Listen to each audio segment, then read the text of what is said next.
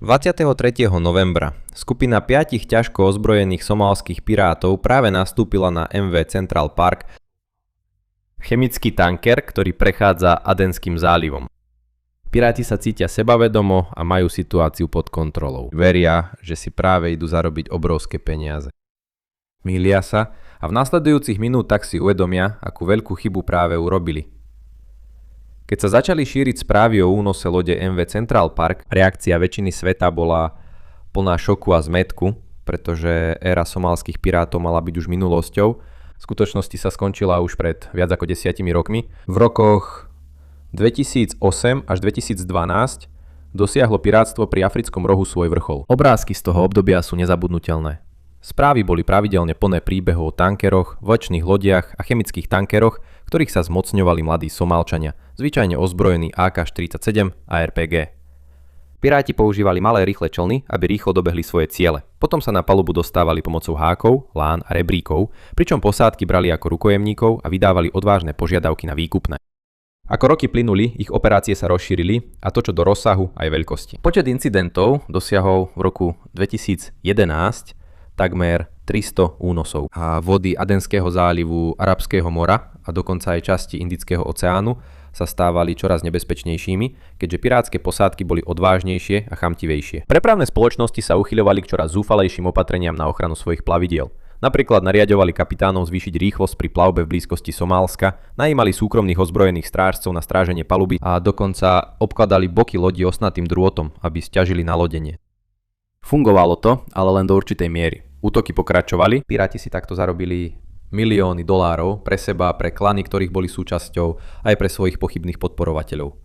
V apríli 2011 stanovili rekord v dovtedy najvyššom vyplatenom výkupnom. Potom, čo bola vyplatená ohromujúca suma 13,5 milióna dolárov za prepustenie veľkého ropného tankera plaviaceho sa pod gréckou vlajkou označovanej ako VLCC a jej 25 členná posádka, ktorá bola držaná ako rukojemníci, 58 dní.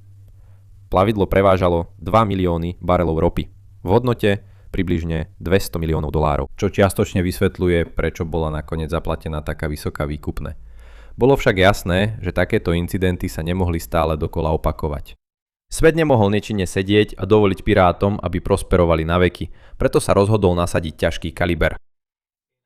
V takmer bezprecedentnom prejave medzinárodnej spolupráce sa viaceré krajiny, vrátane Spojených štátov, Číny, Indie, Japonska, Ruska a rôznych členov Európskej únie zriadili námorné hliadky v celom regióne, poslali vojnové lode, torpédoborce a hliadkové člny, čím premenili Adenský záliv z ihriska pre pirátov na jeden z najstráženejších vodných ciest na Zemi. Fungovalo to, zlatý vek pirátov sa skončil a s pribúdajúcimi rokmi počet útokov alebo dokonca pokusov o útoky klesol až na nulu. A takto to zostalo niekoľko rokov. Vyzeralo to, že problém bol vyriešený, ale v skutočnosti bol len dočasne odložený bokom. Piráti neboli vyradení, len čakali na svoju príležitosť. Čakali na správnu zhodu okolností, aby sa mohli vrátiť. A na začiatku 20. rokov 21. storočia sa hviezdy zosúladili. Na Blízkom východe začal prepukávať chaos, ktorý vyvrcholil koncom roka 2023 útokom Hamasu zo 7. októbra a začiatkom vojny v Gaze. Ako sa situácia vyhrocovala, hlavné svetové mocnosti sa začali viac sústreďovať na prebiehajúcu krízu a obavy z možných pirátskych útokov ustúpili do úzadia. Námorné hliadkovanie začalo poľavovať, keď boli vojnové lode a ďalšie plavidlá presunuté alebo dostali nové rozkazy a somálski piráti sa začali vynárať zo svojich úkrytov. Keď vycítili, že situácia sa dá využiť, opäť sa vydali na more a v roku 2023 sa začali objavovať obavy, že sa začína úplne nová éra somálskeho pirátstva. V novembri 2023 sa tieto obavy naplnili a svet si uvedomil, že dni somálskych pirátov sa neskončili. Napokon história ukázala, že somálski piráti nenastupujú na lode náhodne, ani neprepadávajú prvú loď, ktorá im príde do cesty. Sú do určitej miery oportunistickí, ale zároveň premyslení vo svojich metódach. Svoje ciele si vyberajú starostlivo. Často sa zameriavajú na tie, ktoré sú pomalé, bezbranné a majú vysokú hodnotu, čo im umožňuje čo najjednoduchšie nastúpiť na palubu, podrobiť si posádku a žiadať obrovské výkupné. A 23. novembra sa na obzore objavil zdanlivo dokonalý cieľ. Loď MV Central Park, ktorá merala 475 stôp na dĺžku a 78 stôp na šírku. S hrubou tonážou 12 145 tón. Táto obrovská loď bola postavená v Japonsku v roku 2015 a plavila sa pod vlajkou Libérie, ale v skutočnosti ju vlastnila londýnska spoločnosť Zodiac Maritime. Obrovská lodná spoločnosť, ktorej predsedom je izraelský miliardár Elias Ofer, ktorý sa môže pochváliť odhadovaným čistým majetkom presahujúcim 33 miliard dolárov. Lode ako táto majú zvyčajne maximálnu rýchlosť okolo 16 uzlov, čo je približne 80 míľ za hodinu. Na palube Central Parku bolo v ten deň 22 námorníkov z rôznych krajín, vrátane Bulharska, Gruzínska, Indie, Ruska, Turecka, Vietnamu a Filipín. Plavidlo prevážalo obrovské množstvo kyseliny fosforečnej, vysoko korozívnej, ale zároveň mimoriadne užitočnej viadučelovej chemikálie, ktorá sa môže používať v hnojivách ako potravinárska prísada a má tiež množstvo využití vo farmaceutickom priemysle. Pre pirátov bola Central Park ideálnou korisťou. Bola pomalá, takže ju ľahko dobehli na svojich rýchlych čonkoch. Mala relatívne malú civilnú posádku a na palube neboli žiadni ozbrojení strážcovia. Prevážala náklad, ktorý bol dostatočne hodnotný na to, aby sa zaň oplatilo žiadať výkupné v hodnote niekoľkých miliónov dolárov. Navyše, náklad bol mimoriadne nebezpečný a muselo sa s ním zaobchádzať opatrne, čo znamenalo, že posádka sa pravdepodobne nebude pokúšať o žiadne nepredvídateľné manévre ani robiť nič, čo by mohlo viesť k úniku alebo rozliatiu. A bolo to priamo tam, len niekoľko desiatok míľ od somalského pobrežia, prechádzajúca cez medzinárodne odporúčaný tranzitný koridor, len čakajúca na to, aby ju niekto prepadol. Pričom v oblasti zdanlivo neboli žiadne západné vojnové lode ani fregaty NATO, ktoré by ju chránili. Toto bola príležitosť, ktorú si nemohli dovoliť premeškať. Nemali záujem o kyselinu fosforečnú ani o žiadny iný náklad, ktorý sa náhodou nachádzal na palube lode. Nebolo to tak, že by ho mohli očerpať a predať na čiernom trhu. Pre nich bol stredobodom únosu posádka. Všetko, čo museli urobiť, ako už toľkokrát predtým, bolo zajať posádku ako rukojemníkov a premeniť loď na plávajúce väzenie. Od tej chvíle by každý ďalší deň vyvíjal čoraz väčší tlak na tých, ktorí sú zodpovední za loď a ľudí na palube. Prepravné spoločnosti, poisťovne, vlády. Rodiny rukojemníkov by hovorili s médiami a prosili o bezpečný návrat svojich blízkych. A ak by všetko išlo podľa plánu, mocní by nakoniec ustúpili požiadavkám pirátov. Takže pre pirátov závisel úspech alebo neúspech útoku od toho, ako rýchlo nájdu a podrobia si posádku. Ale toto bol rok 2023. Nie, 2008. A po stovkách pirátskych útokov v minulosti sú dnešné posádky vyškolené reagovať na takéto situácie veľmi špecifickým spôsobom. Nebrániť sa ani sa nehrať na hrdinov. Napokon nie sú to vojaci, ale civilisti, námorníci, inžinieri a navigátori.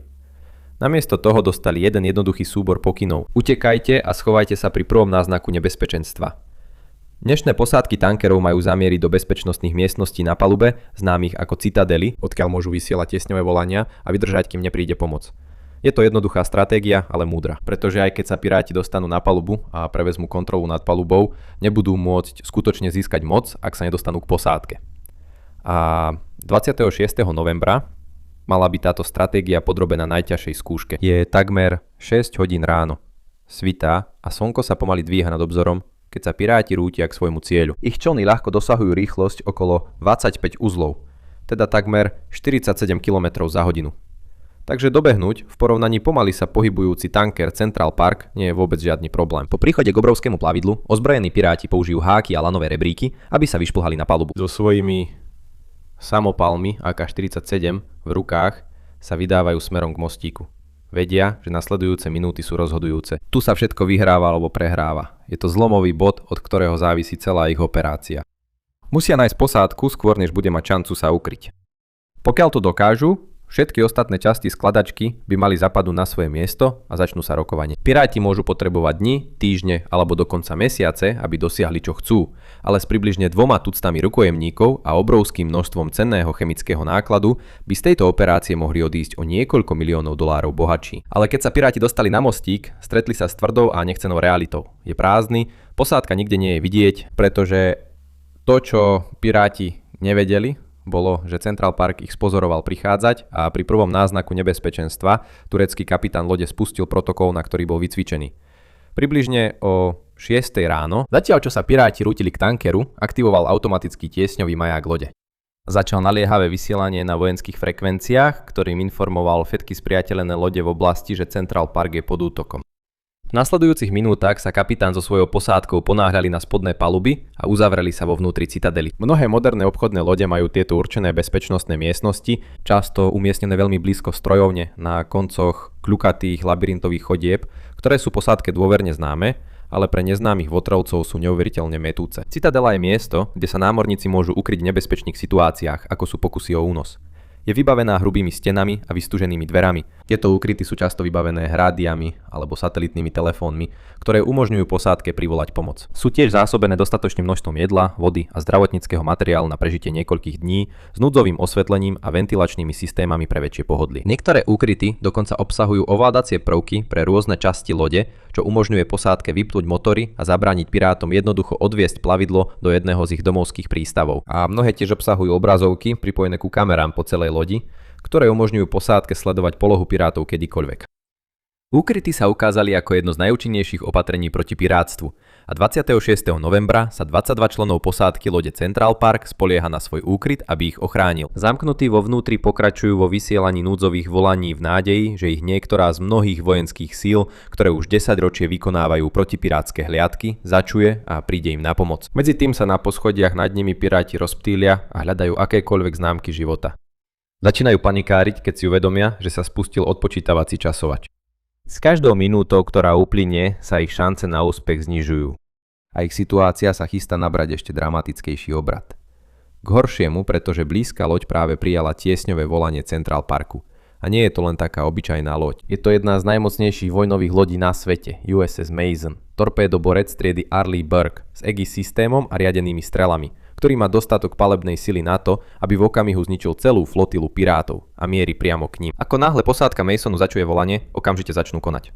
Obrovské plynovo-turbínové motory torpédoborca ožijú rachotom a poháňajú 155 metrov dlhé plavidlo k miestu únosu.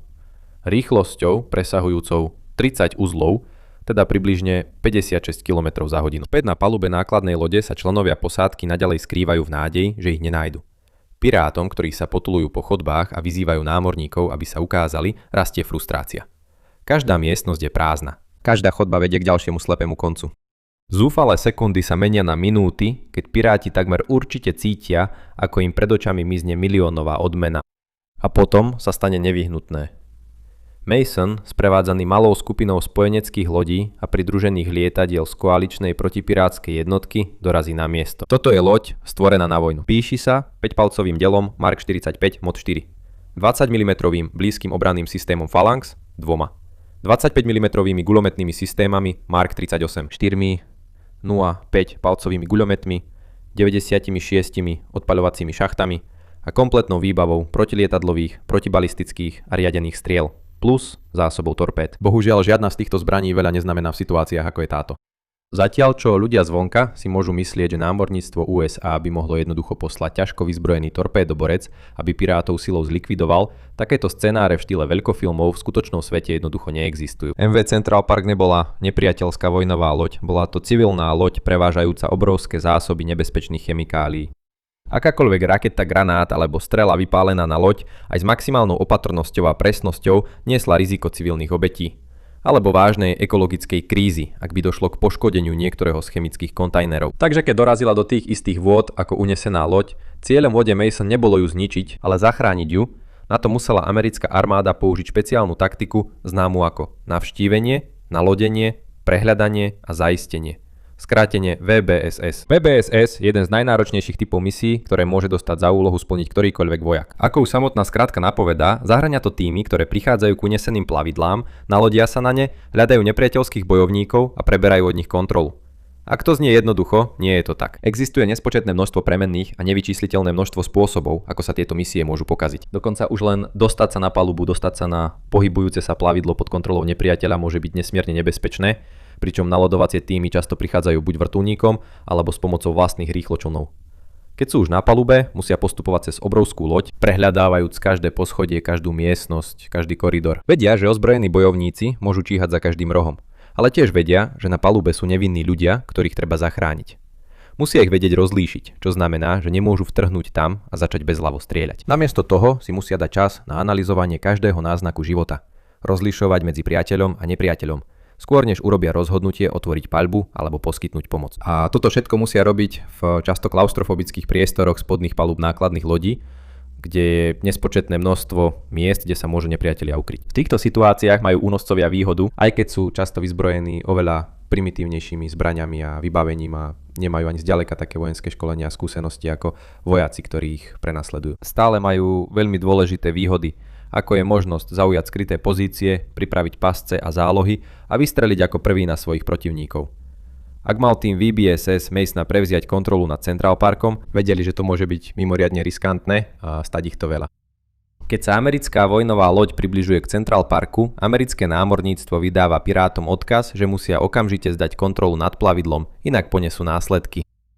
Námorníctvo dúfa, že by to mohlo stačiť na to, aby Somálčanov odstrašili, čím by sa vyhli náročnej operácii VBSS. V tomto bode sa pirátom stále nepodarilo zmocniť sa ani jediného člena posádky, pretože všetci sú v bezpečí v Citadele. Ich príležitosť sa úplne zavrela. Aby bolo toto prepadnutie úspešné, museli nielen ovládnuť loď, ale aj zajať posádku. Iba vtedy by mali dostatočnú moc na to, aby mohli žiadať výkupné. Teraz keď sa pozerajú cez vodu na americkú vojnovú loď v hodnote miliardy dolárov, uvedomujú si, že ich misia sa rýchlo zmenila. Akékoľvek plány na zdĺhavú rukojemnickú krízu sa zrútili. Toto už nie je únos, ide už len o útek a musia z miesta činu utiecť čo najrýchlejšie. Opúšťajú z dolné paluby a ponáhľajúc sa späť na otvorený vzduch, 5 ozbrojení piráti opúšťajú svoju operáciu a špohajú späť cez zábradlie chemického tankera do svojho motorového čoma. Potlačia plyn na maximum, dúfajúc, že ich obratný čon im umožní rýchly útek. Ale toto nie je hollywoodsky film. Toto je skutočný život. A hoci rýchlosť člna mohla byť priveľká na to, aby s ňou tanker dokázal držať krok, zďaleka nestačí na útek pred americkým raketovým torpédoborcom. Najmä, ak je podporovaný malou flotilou vojenských prieskumných lietadiel a ďalšími prostriedkami. Keď posádka lode USS Mason zbadá pirátov, ako sa pokúšajú utiecť, okamžite prejde od plánovania záchrannej misie k príprave na ich zadržanie. Jeho výkonné motory opäť ožívajú, keď začína vysokorýchlostné námorné prenasledovanie malej pirátskej lode. Novým cieľom je zastaviť Somálčanov skôr, než sa im podarí dostať späť na pobrežie. Ak by piráti utekli pod rúškom tmy, možno by im to zvýšilo šance. Plavidlo ako to ich, ktoré je také malé, že ho radar sotva zaznamená, by možno dokázalo uniknúť prenasledovateľom a účinne sa stratiť v nočnej tme. Bohužiaľ pre nich, tento pokus o útek sa odohráva za bieleho dňa a piráti majú len minimálny náskok. Kombináciou pozorovateľov, leteckej podpory a najmodernejších radarových systémov Mason sleduje čln. Nikdy ho nestráca z dohľadu a každou minútou sa k nemu približuje. Somálci neprejavujú žiadne známky spomalenia ani úmyslu vzdať sa. Takže kapitán lode Mason zvyšuje intenzitu a vydáva rozkaz. Vystreliť sériu varovných výstrelov. Ťažké zbrane, torpédoborca, vedú paľbu s rozvahou a presnosťou a zasahujú vodu okolo člna, čím posielajú jasný odkaz tým na palube. Buď zastavte a prežijete, aby ste o tom mohli rozprávať, alebo riskujete, že budete zničení, ak odmietnete poslúchnuť. Keď si uvedomia, že nemajú inú možnosť, piráti urobia jediné logické rozhodnutie. Zastavia svoj motorový čom a zdvihnú ruky na znak kapitulácie. Ale ako uvidíte, nebezpečenstvo zďaleka nie je zažehnané. O niekoľko minút sa námorná zásahová jednotka presúva k člnu, aby zadržala Somálcov.